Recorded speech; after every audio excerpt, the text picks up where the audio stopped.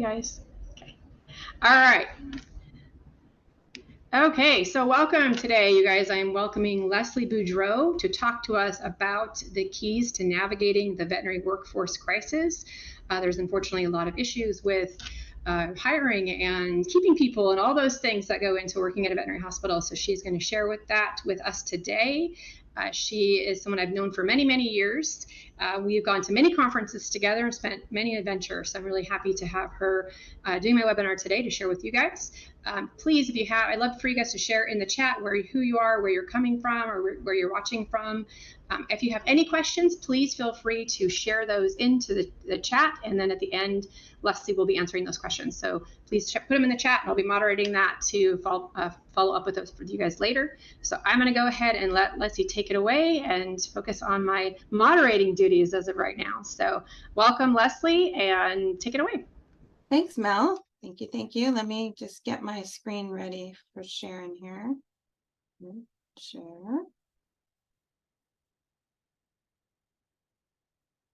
All right. Hopefully you guys can see my screen here. All right. So workforce crisis, I think we've all, especially those of you who have managed through COVID, have felt that hiring has never been more difficult. Staffing has never been more difficult. And this is, we're well past the end of what, I don't know if there is an official end of COVID, but I think the state of California and the federal government said it's gone, at least the pandemic and the crisis, but our workforce crisis continues. So this presentation I have done, and it's obviously morphed and changed throughout COVID. Even last year, I presented part of this at WVC in conjunction with some onboarding. And I thought, you know what, I'm going to leave some of that onboarding in this presentation because onboarding is one of the key factors that we're going to talk about that will help in your retention strategies. So let's kind of move through this here. Well, just a little bit about me. I thank Mel for inviting me today to talk to you guys. Very appreciated. Mel has some awesome presentations and recordings. Go back, and she's had some great people present webinars with some great topics. So definitely check out her library. These are my opinions, not necessarily those of Mel. And HR in general is my passion. I'm currently working on my MBA in HR management. Nice. And this is it's just something that I do every day, right? You have all of these plates that you're balancing and in your day as a manager, but you know that HR takes up such a huge part of your time and your mental energy. I've been in the profession for a long time, since 1983, so don't count back and figure out how old I am. But I've been an RVT since 1995, so I have a medical background as well as a management background. I currently serve on the board of directors for the VHMA. I am the incoming vice president this year. Next week, I will be transitioning from treasurer to vice president. And I just recently am a recent past president of the State Technician Association, CARFTA. I only like to talk about things that I personally have experience with. I don't sit up here and preach, from up high and say you should do this, these are best practices, and not actually do them in my own practice. The majority of the things that I'm going to talk about are things that I have personal direct experience with, and I am living this as a practice manager with you guys. There's also the VHMA kind of convened a critical issues summit a few years ago in 2021 just to talk about these workforce issues. And I put in the chat the white paper that came out from that. It is a free downloadable paper, so if you can't get it from the link, you just go to the VHMA website. There's no cost for it. You just search for VHMA white paper, workforce crisis, and a lot of the things I'm going to talk about come directly from that task force. So I was very privileged to sit in with the industry leaders, and we held a 2.5-day summit just talking about all of these issues affecting the veterinary profession and what it's doing to our practices. So I'm going to share that information, but I'm leaving that as a resource for you guys to go read yourselves and kind of update where we're at with that. So why do we call this a workforce crisis? I feel like it is a crisis because if you share my email inbox, I'm continually getting emails from, the local emergency room. Hey, we can't see patients for the next 2 days. Don't send us anything. Hey, we're going to be closed overnight and don't send us anything. We're getting calls from clients of other practices. Hey, my veterinarian can't get me in for 3 weeks, right? So we know that staffing and the availability of care for patients is affected by staffing, right? If there's no doctors to see the pets, no pets get seen. And it really truly is a crisis in our practices, and it has the rippling effect of affecting patient care, right? And we know that this is an issue. The other thing that's come out of COVID, and we realized during COVID, just based on the wait times for patient care, is there weren't enough, emergency facilities, and there wasn't enough access to care with all of the pets, the COVID puppies and kittens that came around, and we just didn't have enough access to care. COVID created a lot of inefficiencies in our working environment. And so we just couldn't see the amount of patients that wanted to receive services from us. So what I'm going to focus on, it's a huge topic, but what I want to focus on is retention, because that's something that you as a manager, supervisor, somebody in leadership can directly impact in your practices. It may be really difficult to find that veterinarian or find that RVT that you've been looking for, but you don't want to keep bleeding the staff members within your businesses. You want to retain them. And even if you can retain 1 or 2 more than you have already been doing, it's going to help in your staffing situation. So I want to focus on retention, and it is defined as an organization's ability to prevent employee turnover, right? And retention is really important, that you know what that metric is in your practices and you have your finger on the pulse of what that looks like. So prior to COVID, and maybe I'm dating myself a few years back, we used to have people apply to us randomly all the time, walk in, are you hiring? Everybody was looking for a job. This is a picture of a job fair where there's all these people looking for work, right? Well, we went from that to hiring for every position, right? Our CSRs, our kennel staff, veterinarians, techs, anybody in our practice, we're trying to fill those jobs, right? There's very few practices. When I spoke at WVC, I was doing a workshop. Mel was in there with me, and I asked the question, is there anybody in this room of about 80 people not hiring? And there was one person, one person of the 80, and she said, we just hired the last, person for our spot. And I said, you know what you did? By putting your hand up, you just jinxed yourself. When you get back from WVC, you're going to have that resignation letter on your desk. So everybody is looking, and for at least one position we're trying to fill. And you guys can share in the chat if you are immune to this problem. I don't think anybody's going to tell me that. So this has definitely been an issue for us. So how serious is it? These are statistics that were reinforced through the VHMA white paper. It was studied by AVMA and just hiring like SHRM. Everybody has looked at this. Well, SHRM didn't look at veterinarians specifically. The AVMA did.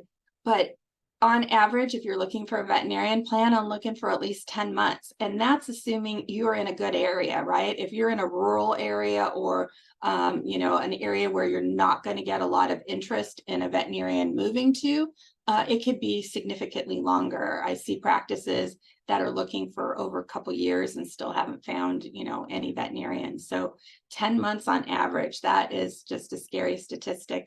of how much, revenue loss and loss of patient care you're going to have if you're down a veterinarian. People looking for a job, they have 19 choices. So if somebody's going to look for a job right now, there are 19 want ads for them. I don't have it in this presentation, but I did a LinkedIn search for just RVT positions in my area on LinkedIn. And although it was pulling from a lot of areas, I got 500 different potential job searches that I could go look at. Now, some might be a little far out of my range of area that I potentially would want to drive in, but there are really that many jobs out there. So our competition for one candidate, they have so much choice in where they want to go. So the sad part is that 1 out of every 3 people are looking at leaving their job in the next year. So that means we've got people right now, if you've got, 30 people in your practice, 10 of them are looking or thinking about it, or do I want to make a change? So you've got people right now that maybe we can stop the bleed. Maybe we can look at retaining them. And that's the goal of this presentation, is to give you some ideas, give you some thoughts about things that you could potentially implement now to help retain those staff members that you really need. Now, that's assuming this is an employee you want to retain, right? Sometimes we want to liberate them to new opportunities. So the ones we want to keep, we want to keep. All right, so where are all the workers?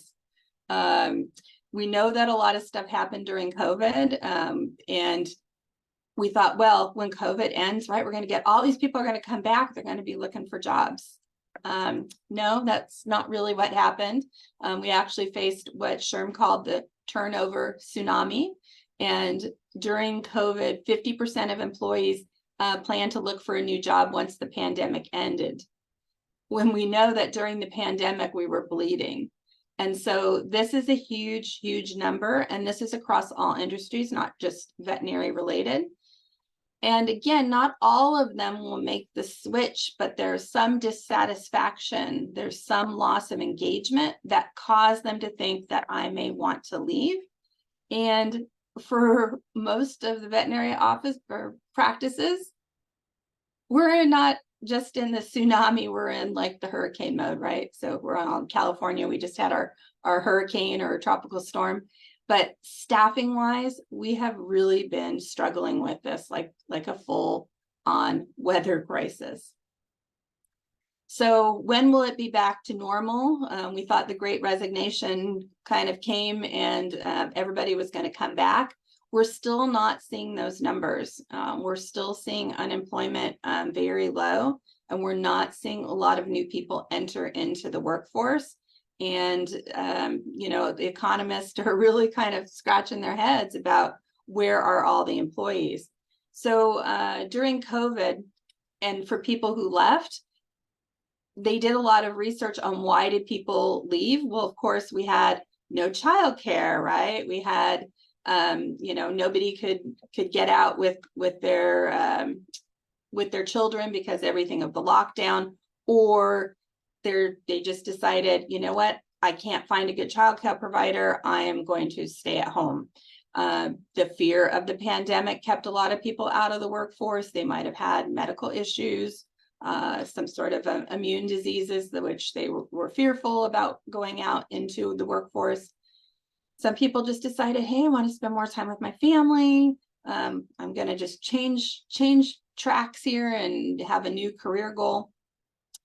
Long commutes, low wages, all of those things really impacted why people were leaving. And we're still having that effect. It has not really changed very much. Okay, so one of the things I mentioned, you need to have your finger on the pulse of what's going on. So do you know your turnover rate?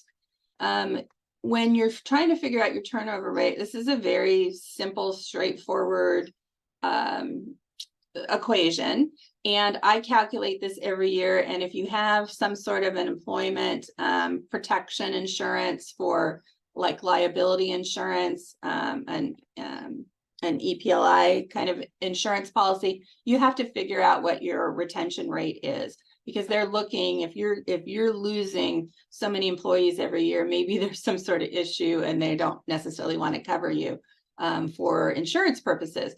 So this is a number you should be looking at, and sometimes it's helpful even to look at it on a quarterly basis. But let me give you kind of an example. So to calculate it, and this is a company with 100 employees, make numbers easy here. And at the beginning of the year, they had 100 employees at the beginning of the year and 98 employees at the end of the year. So you think, oh, that's great. They only lost 2 employees. Well, during the year, 5 employees left, but they did hire some back, right? So you have to use how many left and how many brought back in this equation. And so the equation, if you plug it into that formula I gave you, is going to come out with a 5% employee turnover rate.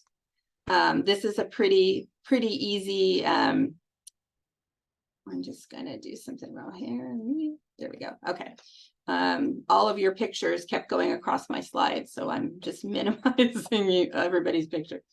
Okay, so you take basically your employees who left in a year, the beginning number of employees plus the ending number of employees, you divide it by 2, and then you times it times 100. And so that's going to give you a percentage. So it's a very straightforward.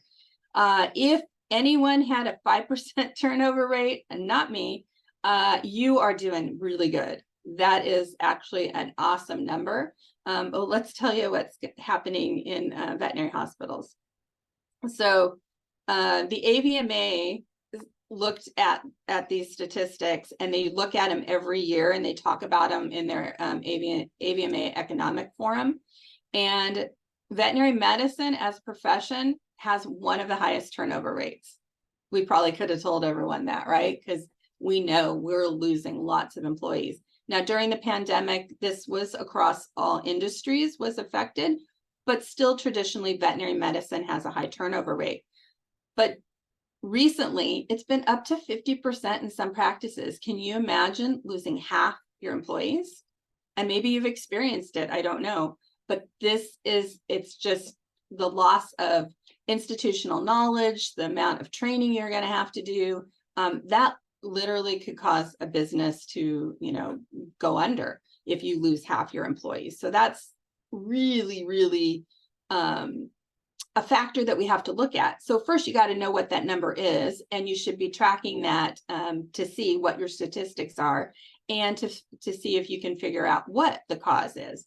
So when you have a super high, turnover rate, it impacts all the people that stay. So it's not only the fact that the people left, but the people that remain are feeling it. They're definitely feeling fatigue and burnout. All right, so it costs way more to try and hire somebody than it does to retain them. And I laugh when people tell me, oh, I cannot afford to pay somebody that amount, or I can't afford to do those kind of benefits. But you can't really afford all of the costs to try and hire new employees over and over, because your wage scale isn't high enough to attract and retain, or your benefits aren't enough to attract and retain. So by stating that fact, and not, now again, you could be paying really well, you could be having awesome benefits. Maybe that aspect doesn't apply to you, but you have to figure out what is causing your, your turnover, and addressing that, because it will save you a ton of money. And the cost, just to share with you, and this is pretty, conservative numbers.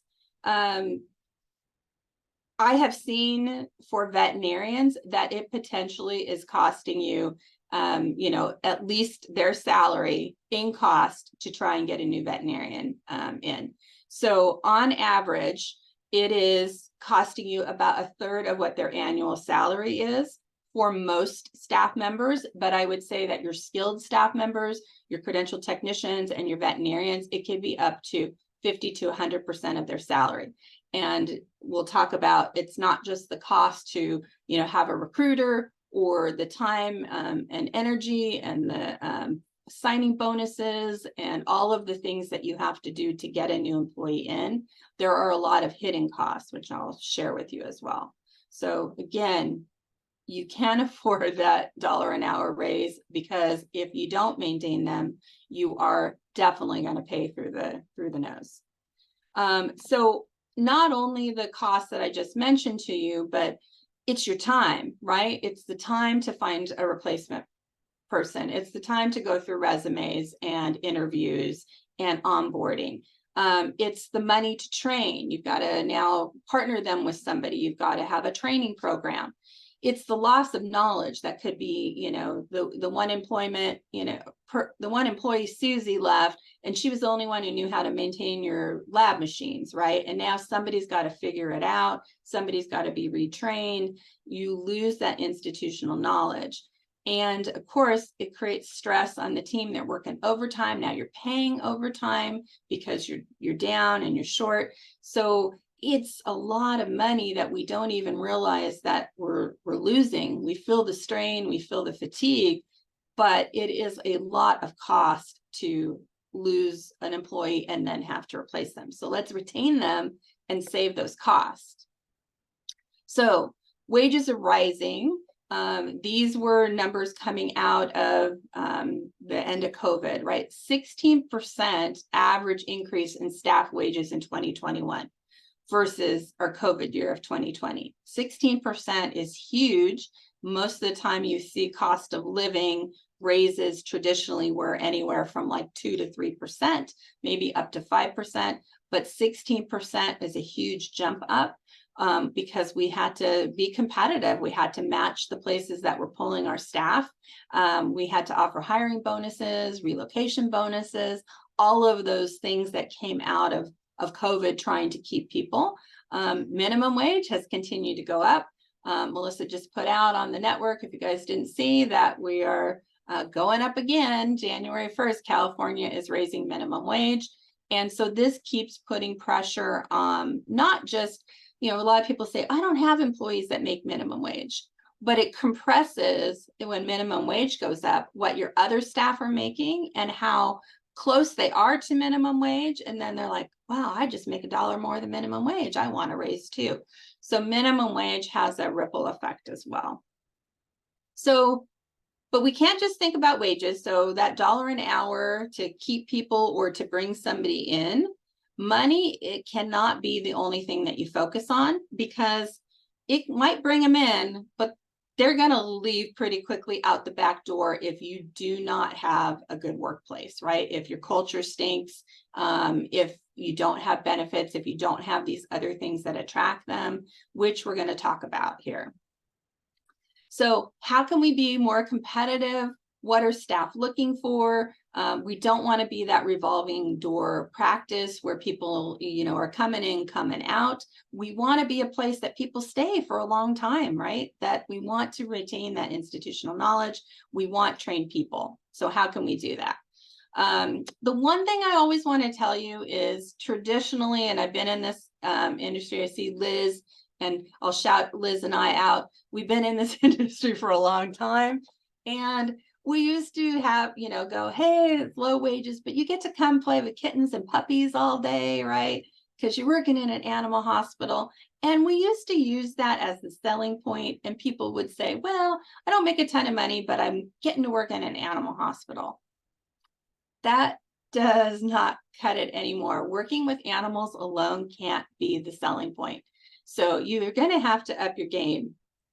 So paying a living wage, I'm not going to spend too much time on this, but I do want to talk about the living wage calculator.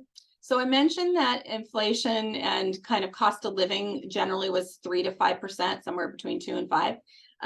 But in the last couple years, 7 to 10%, right? So our ourselves as well as our employees are being faced with inflation. So things are costing them 7 to 10% more. And are our wages going up that high? Like, are we paying wages that are continually increasing based on cost of living? Most of us aren't. So when we have a commodity and staff are in short supply, things cost more, right? So when there's less of them, things cost more. During Christmas, when, let's say, I'll date myself again, Cabbage Patch dolls came out, there wasn't very many of them. Their price skyrocketed because of supply and demand concept. And right now, our doctors know that it takes 10 months for us to hire somebody on average, and they have a lot of control over us. So paying a living wage is really crucial. There is a living wage calculator. The website address is at the bottom, and Mel will share this for you as well, but you can just go living wage calculator and Google it. But it is amazing that you can plug in your city or county, and you can see what a living wage is. And living wage is just to cover the basics, not the frills and the extra things, not the, I don't even know something, because let's see, I don't know, not a Tesla and not a super pair of expensive, designer shoes. It's just your basics, right? Food, shelter, and that kind of thing. And if you look at the cost for like a single person supporting themselves, what they need to make, it is crazy that our wages are nowhere near that high. And so you can look at it with, if the person is with a family or they have children, again, what they need to make. And I'm not saying that our wages have to completely reflect this, but I think if we see what a living wage is, we've got to come up with ideas and, incentives to help our staff be able to meet the basics. All right. And it's not just about the dollar amount that they make per hour, if they're hourly employees or salaried employees. It is your benefits. And you need to assess, do you have benefits that are going to attract and retain staff? And really take a look at that. Is there benefits that you can add? The VHMA does a benefit and compensation survey every 2 years. The newest one just came out, and I haven't updated it because I haven't actually gone through it. But this was from 2 years ago.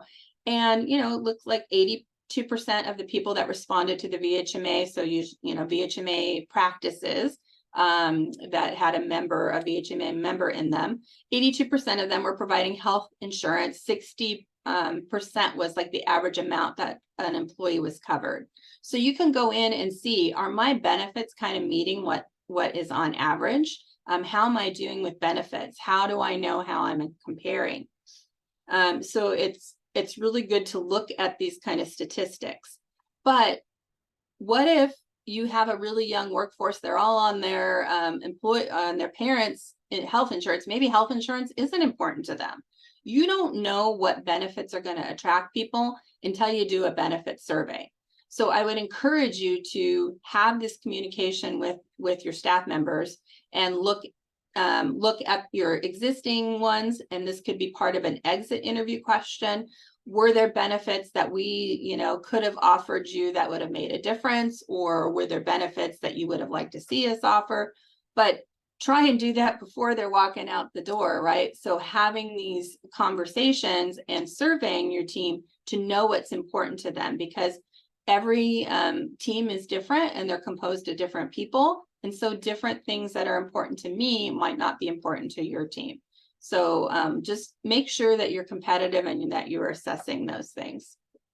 So we know that employees stay for a lot of reasons, and this is, sometimes an individual thing, but on average, if they feel like they are paid well, and paid well means they're not underpaid usually. So they feel like they're making what industry standard is, or maybe a little bit above that. And so you need to know what that is or what they think that is. Mentoring is important. They have trust. There's all sorts of things that go into why employees stay. And how are you going to know this? You're going to know this in a minute. We're going to talk about stay interviews, because if you're waiting until they walk out the door and you're doing exit interviews, you're doing too little too late. It's good information and you should be doing exit interviews, but let's see if we can stop the bleed, put our finger in the dam and retain them. I want to do a quick shout out for technician utilization, because credentialed technicians are very difficult for many of our practices to keep and retain and find. And AHA will be coming out in October, so next month. I sat on the task force for AHA to develop guidelines on technician utilization, and I've seen a sneak peek of it. Can't share too much, but I can tell you it's awesome. And it has great tips, tricks, suggestions, best practices on not only utilizing your credentialed technicians, but all of your team members. And when staff members feel utilized, when they feel like their skills and knowledge are being used to the full extent possible, they want to stay in practice. So I'm sharing that if you utilize, you're going to have increased retention.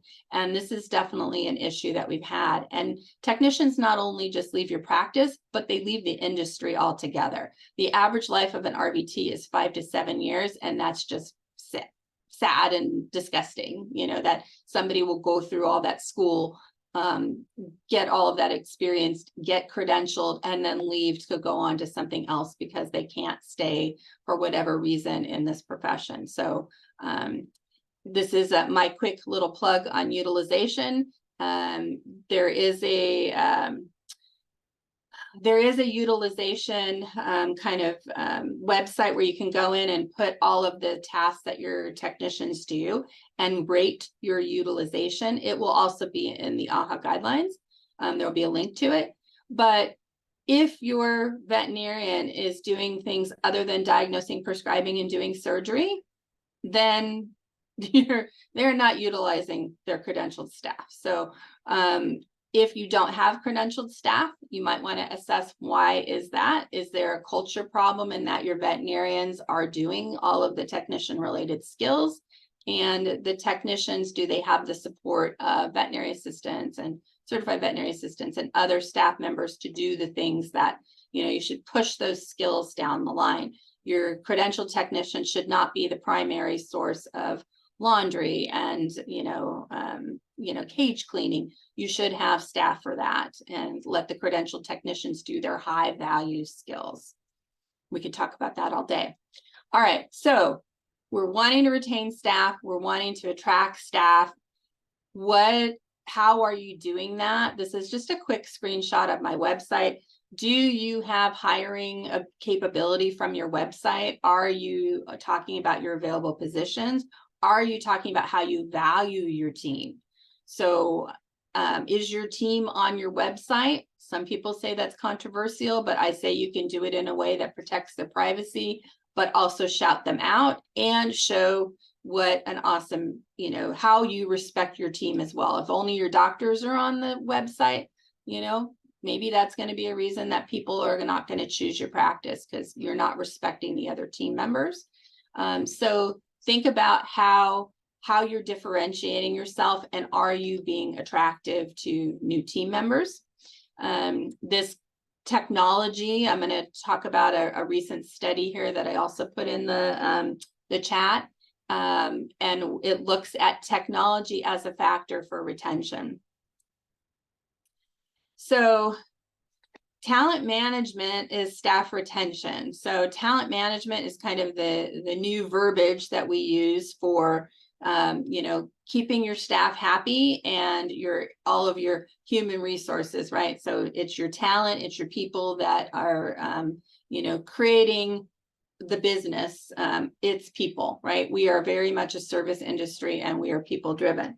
So what solutions, I want you to have some takeaways from this of things that you can implement, novel ideas that you can choose to use to help you retain more staff.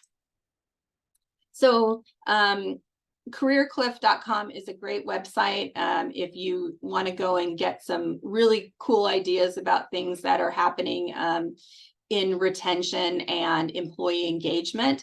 but these are some innovative retention strategies that they offer. So hire for your culture. Have you defined your culture? Have you defined your core values, so that these are the people we want to look for? These are the people we want to work with. Mission, vision, values should be something done by leadership and reassessed every couple of years. Because if you're making bad hires that are not a good culture fit, already that's going to create issues with your existing staff and be a reason why you're not retaining them. Focus on kind of long-term benefits, which is why do they want to work with you? And that could be mentoring, that could be a career path, all sorts of things that people are looking for. And then I want you to think outside of the box on ways that you can offer different schedules, offer different, things that you may not have done in the past, but people and current employees or new employees are looking for. And we're going to talk about some of that flexibility and work-life balance. So I mentioned stay interviews. This is a great book. And the power of stay interviews is having conversations with your team to, one, know what do they need?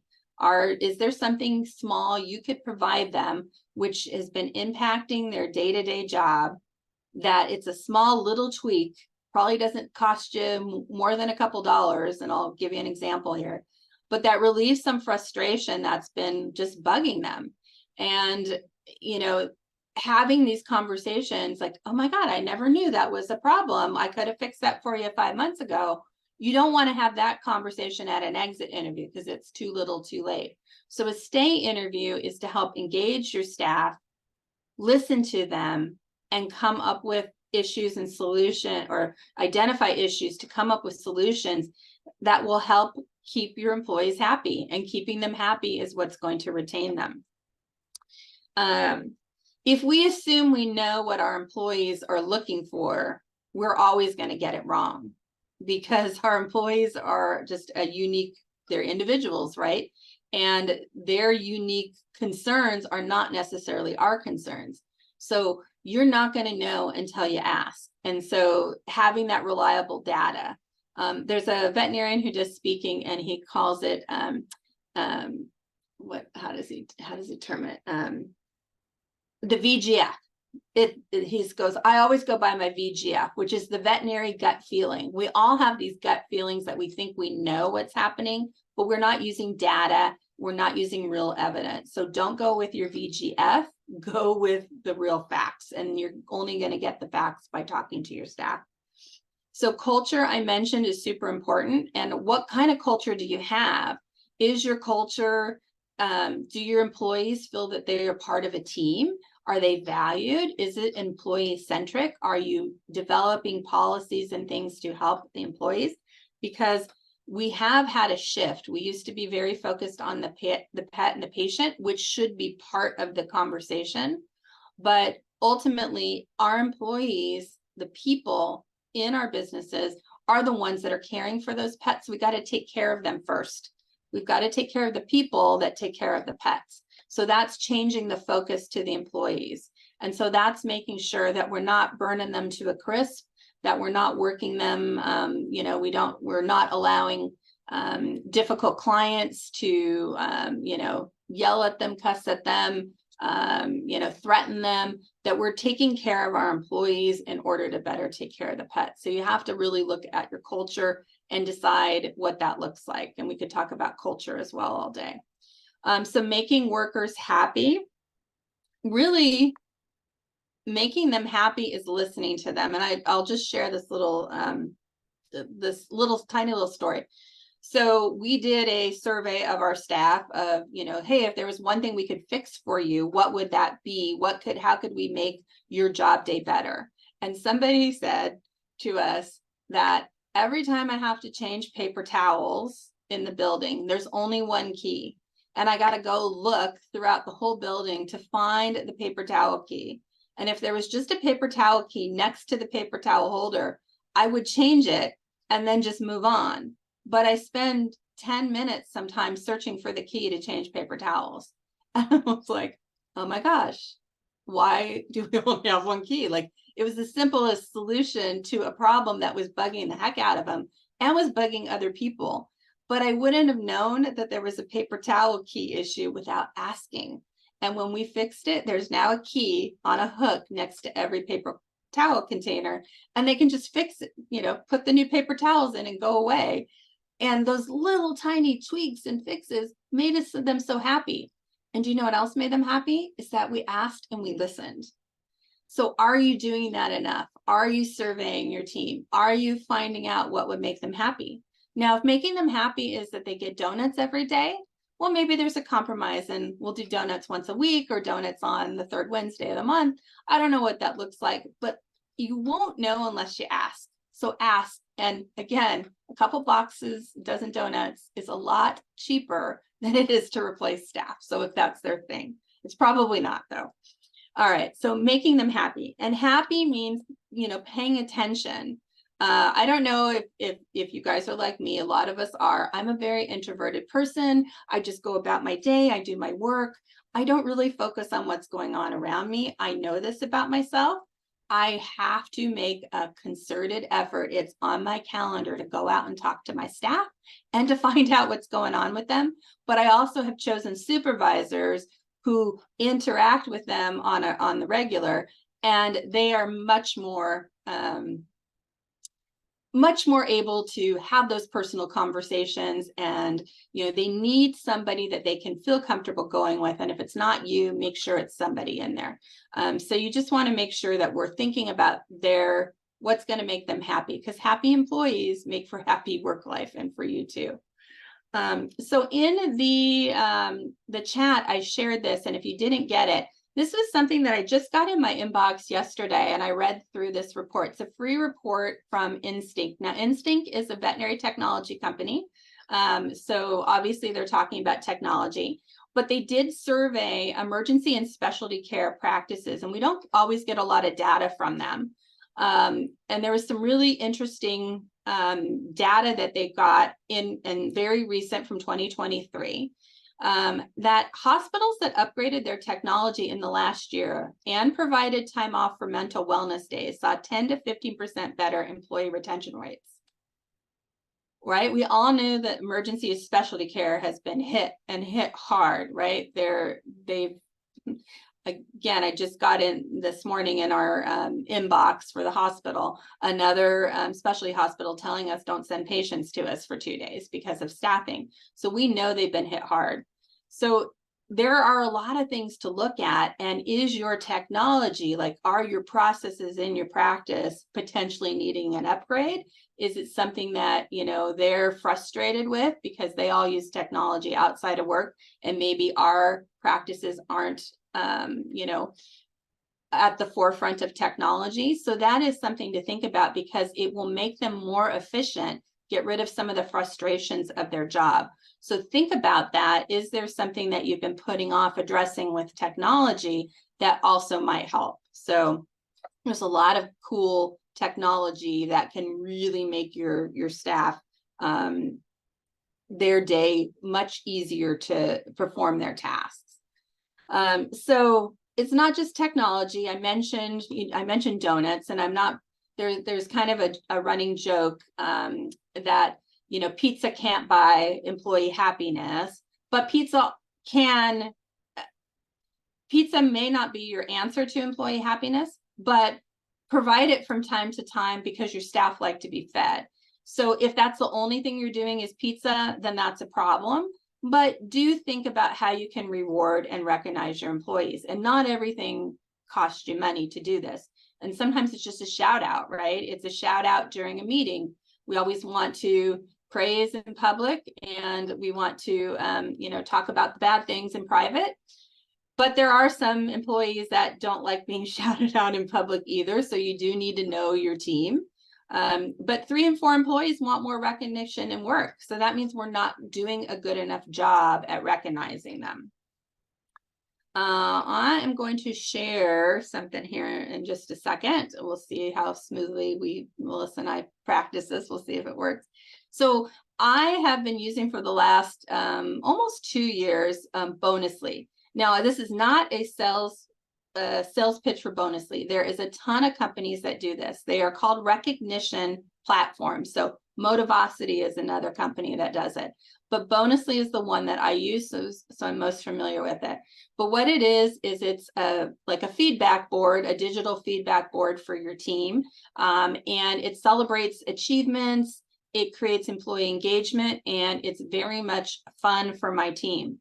It does have a cost to it, and we give the employees real dollars inside it to shout out each other. So it's not us, the management or the leadership team, shouting everybody out. It's the individual employees have a budget of what we call high fives that they can give to their coworkers. And the high fives, if they don't use them, they lose them until the next month and it resets. And we could talk about, you can set it up any way that you want it, but I'm just going to quickly show you what that looks like from my digital screen here. And it went away. All right, hang on a second. All right, Mel, I'm going to stop the share for 1 second.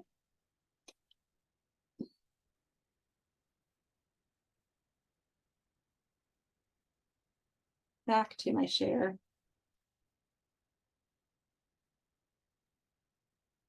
And then I got to click on this. All right, I closed it, Mel, when I was doing it. So now I'm going to do a new share, and here we go. Okay, and share this. Okay, so I don't know if you can you guys all see this? There should be like some graphics going. No? Liz is saying no. Mel, It's still the same screen. Still yeah, seeing. Okay. All right, so let me stop the share and do a new share.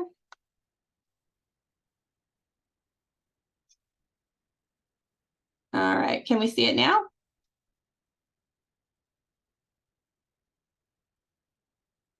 Mel, give me a thumbs up if you can see it. Thumbs up. Okay. All right. So let me explain what this looks like. So what you're seeing is the feed, and so it goes pretty quickly. So I'll wait till one just pops up here and show you what it looks like. So this one is one of our staff referred another employee to us, and after 90 days, we gave her 2,500 high fives. That's $250 she got in there, and we're shouting her out for doing that. Rosemary shouted out her coworker Stephanie, thanks for helping with the trash yesterday, #teamwork, and she gave her high fives. Joanna shouted out Samantha, attention to detail, thank you for remembering to grab the food that the doctor put on the invoice. So it is the individual staff members shouting out their coworkers, and they're giving them some rewards that we have given them a budget for. They have to be very specific. They have to use our core values. Here's our employee of the month, just got $75. She gets other things too, but she got Bonusly points in there. So let me stop the share and go back to the presentation here.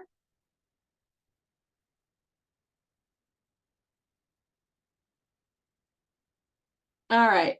So what that is doing is it's allowing me not to be the one that has to shout everybody out, right? It's taking it off of the leadership team. Although our leadership team is also making sure that we're shouting out the individual department members. I'm shouting out my supervisors, but we don't have to be the ones that are constantly praising and constantly recognizing all the good things that happen in the practice. And we've made it automated. So like birthday bonuses go in here. I don't have to remember the birthdays. It's set up once they're a new employee. Like I love automation. I love technology, but I like this as an engagement platform. And I can tell you that I find out all the awesome things happening within the hospital. Like, you know, this tech just did, you know, their first something or other that they've never done before. And all of her coworkers were shouting her out. Like, it's really great to see that. My friend Elaine, I don't know that Elaine is on here, but down in the bottom of the slide, she loves to give her staff like t-shirts and makes these great themes, and she made them all little pins calling them veterinary heroes. So again, thinking of some unique ways that you can celebrate your team, employee of the month, and that kind of thing. So this is just some ideas, and again, this is not a sales pitch for Bonusly. There's lots of companies that do this.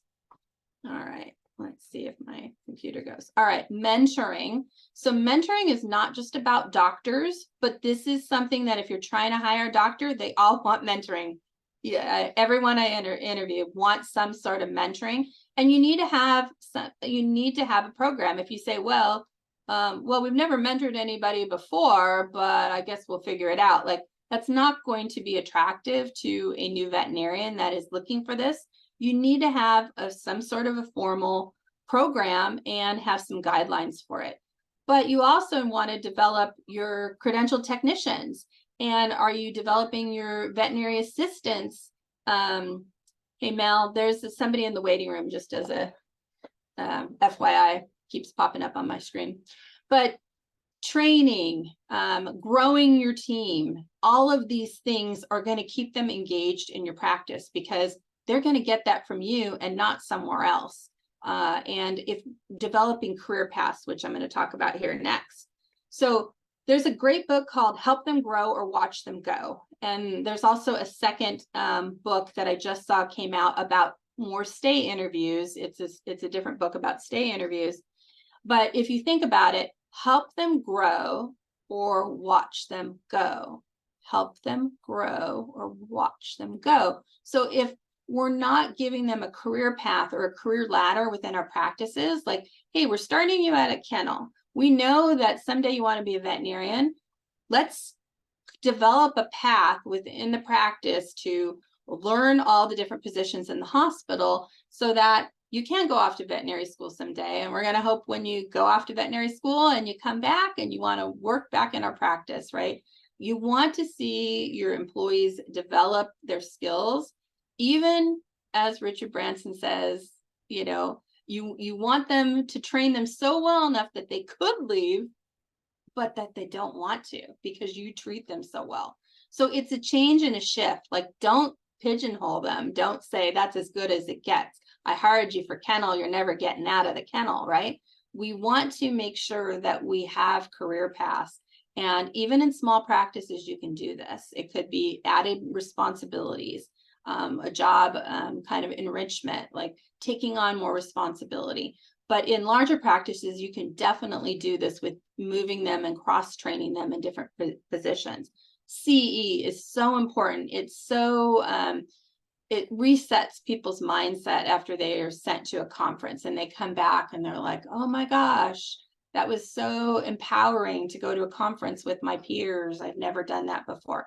So growing your team means investing in them. And when you invest in them, they are going to be bonded to your practice. So this is just one of those things that you might want to look at what you're doing for new skill sets and for having these conversations. So to help them grow or watch them go is to let you have these conversations with them to find out what they want, what they need. And maybe they want to grow outside of your practice. Well, that's okay too, because eventually if they're not happy, they're going to go. But maybe we can keep them for a couple years more because we're going to give them skills that they're going to need for that eventuality. I had an employee that worked with us for many years that had a desire, and her career path was to become a teacher.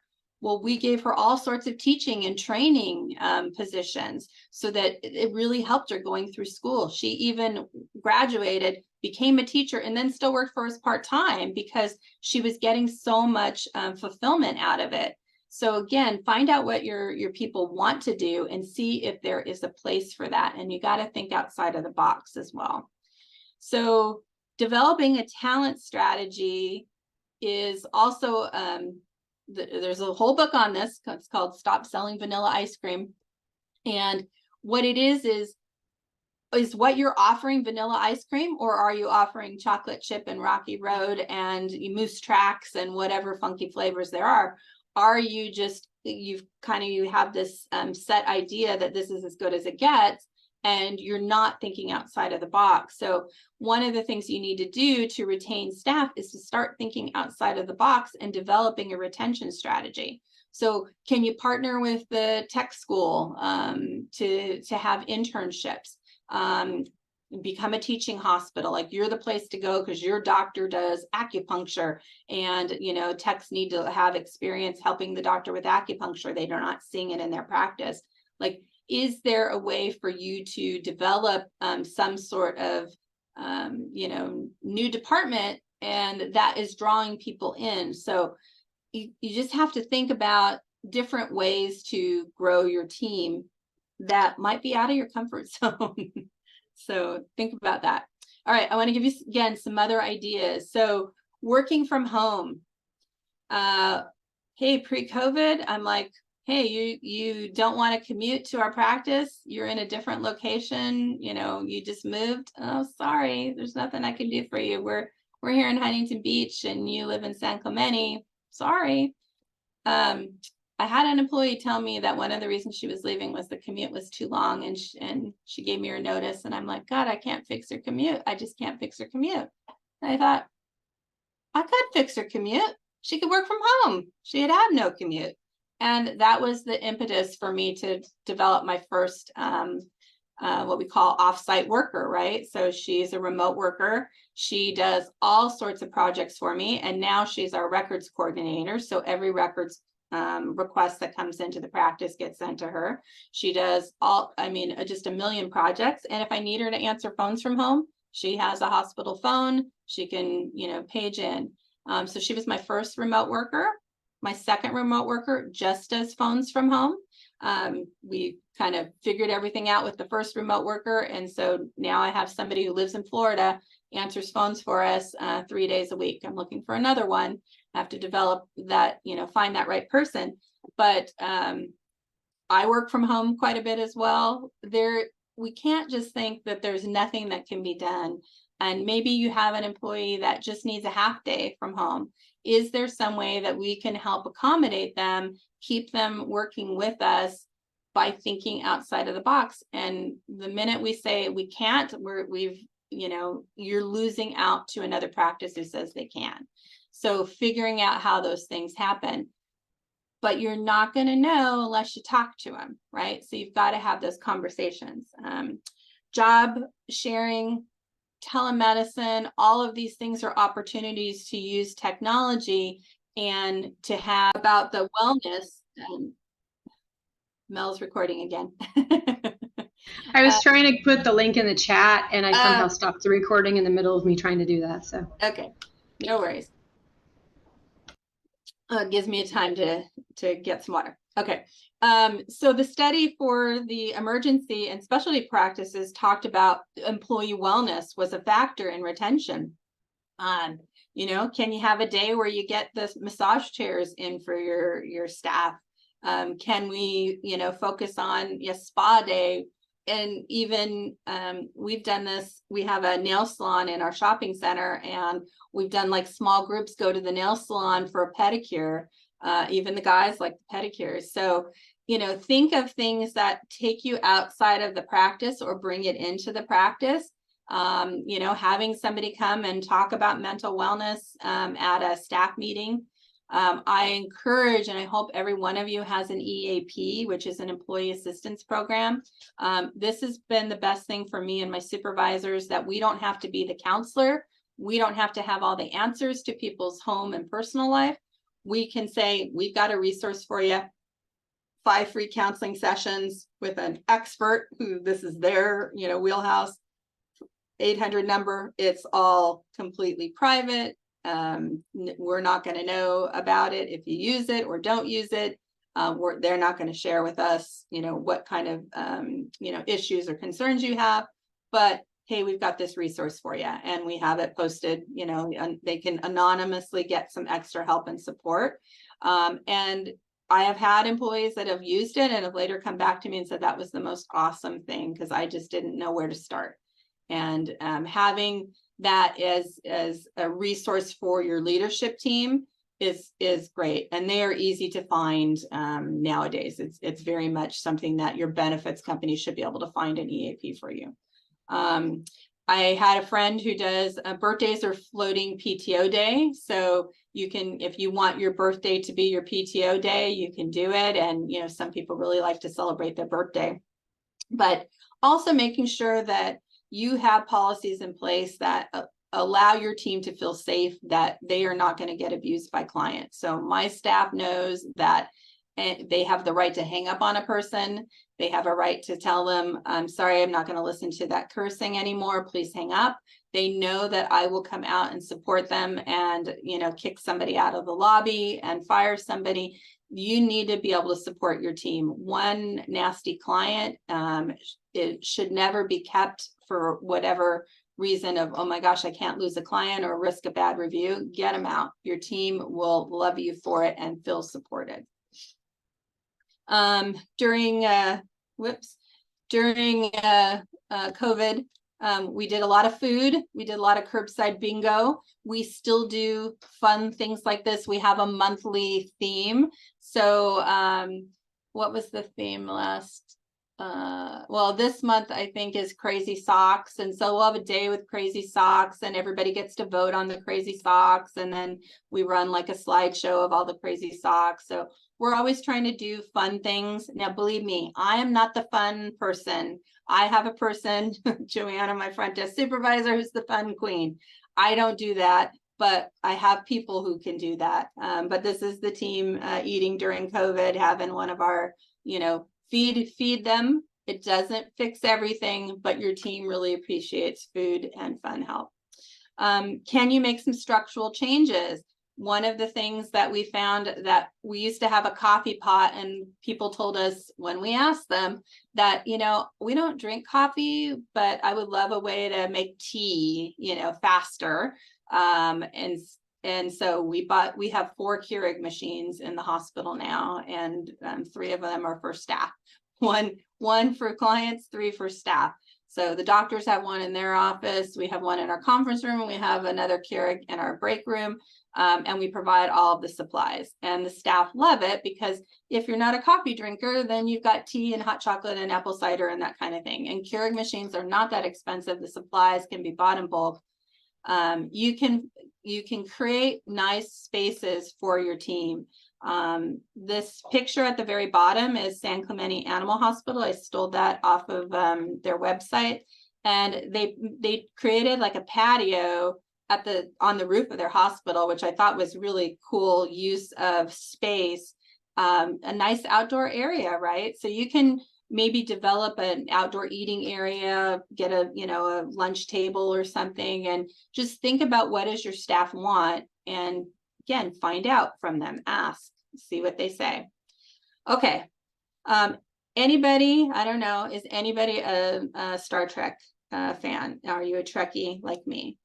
Because if you are a Trekkie, you would know that this picture should give you the chills, because in Star Trek, if you're wearing the red uniform, you're going to get sent on an away mission, and you're going to go to the alien planet, and you're not coming back to the ship. That was always the person who never made it back, right? So you're always going to lose staff.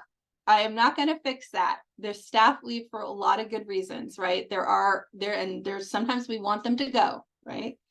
But you have to try and stop the bleed, right? Put the finger in the dam and not have your turnover rate 50%, right? We want to start bringing that down by looking at our structure, looking at our culture, looking at our pay structure, all of those things.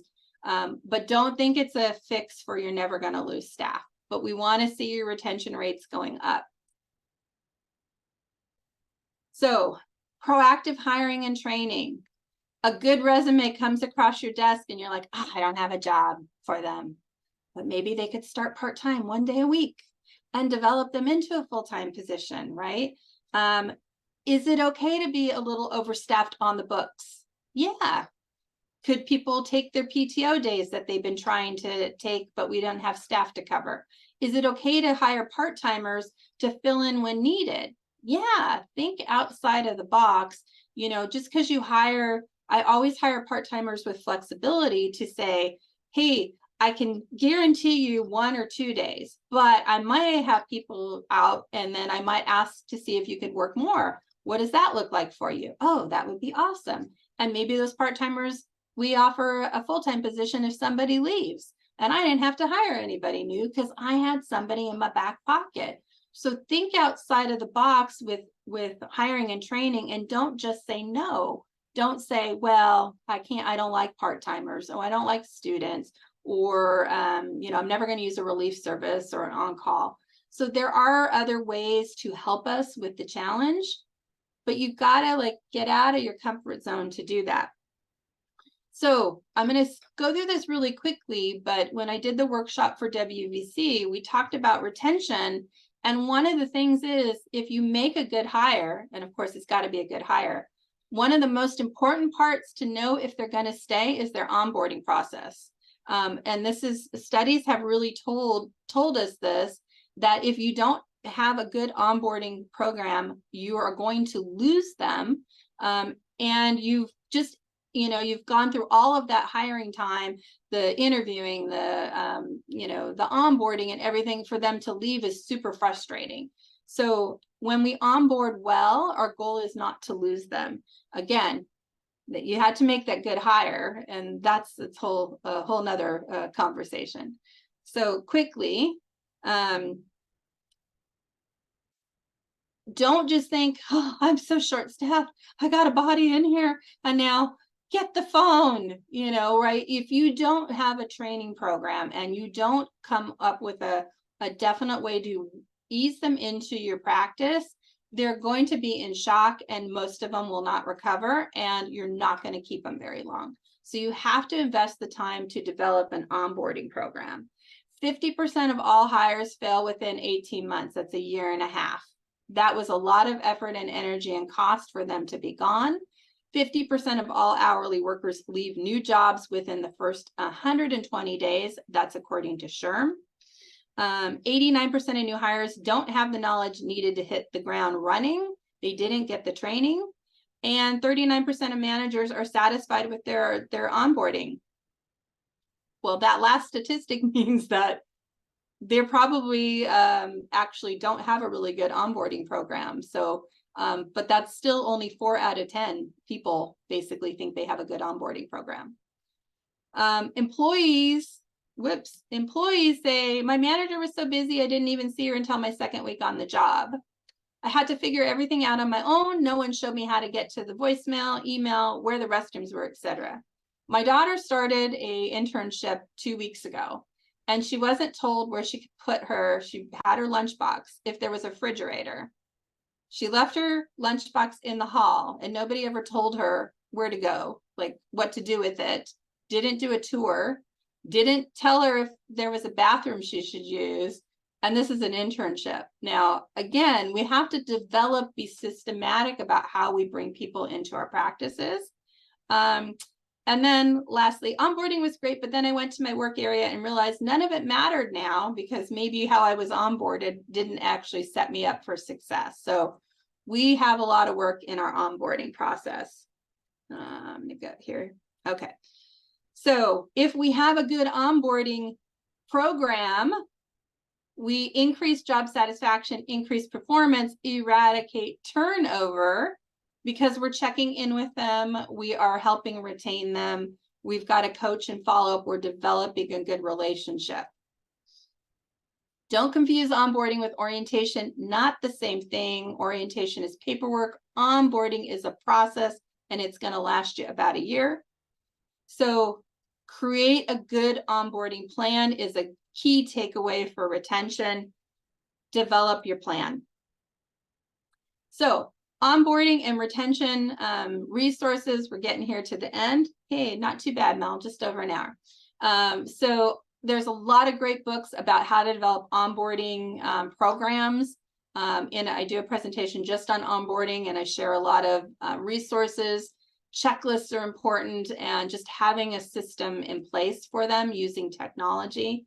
But retention and talent management, stay interviews. If you take one thing away, start doing some stay interviews. And both of these books are really good, and they're really inexpensive. So thank you, Mel, for inviting me to present to everybody today. And if there's any questions, anybody has anything pressing they want to know, you can email me, but I have some time for some questions. I wanted to share with you that both Mary and Liz would like to be you when they grow up, Leslie. So, and I agreed. I think we all would like to be you when we grow up as in our management careers.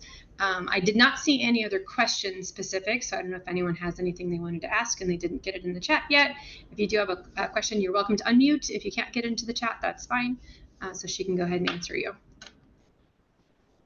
I know it seems daunting, so, you know, pick one thing. Just take one thing, one little pearl, and go, I could do that. I could change that. I could tweak that. Because even the smallest little pebbles can create a big change. So don't feel overwhelmed to change everything in a day. It is a long process and a continually evolving process. So, and there's no perfect. Well, I was going to say, I think some of the things that you mentioned to people too, that you're not necessarily the best at doing that because, you know, you're introverted or whatever. Although I still don't exactly believe that you are, but like using other people to make things successful, like your Bonusly. I love the Bonusly ideas, and because it's other people celebrating their coworkers. It's not all from the management or the leadership team. And I think that's something that if everyone gets the takeaway from you that you share, and other people are doing it, so it's not always the manager that has to do everything. So I think that's a concept that is hard for people to wrap their brain around. So I think those ideas are wonderful. Absolutely. So yeah, thank you. So if there is no questions, then I will be posting this video on my YouTube channel. I will be sending out the link in a couple of days, and you guys are welcome to watch it if you didn't get to listen the whole time. I know people had to leave, so I'll still send out the link. So thank you guys so much. Thank you, Leslie, for helping today and doing this webinar. It was wonderful information, as always. So thank you, and I hope everyone has a great rest of their day. And Liz does have a comment. It's hiding from me. I think she's saying thank you, and I lost it. Where did it go? Yeah, she says she's been in the industry since 1987, and she still has a lot of things to learn. So I think that's all of us who've been in the field for a while. You're never really done learning. Nope. So thank you guys for coming today. I appreciate your time and appreciate all the things y'all do in your jobs. All right, wonderful. I'm going to go ahead and stop the recording. If I can find the button. Oh my gosh, what's going on? Here we go. Okay.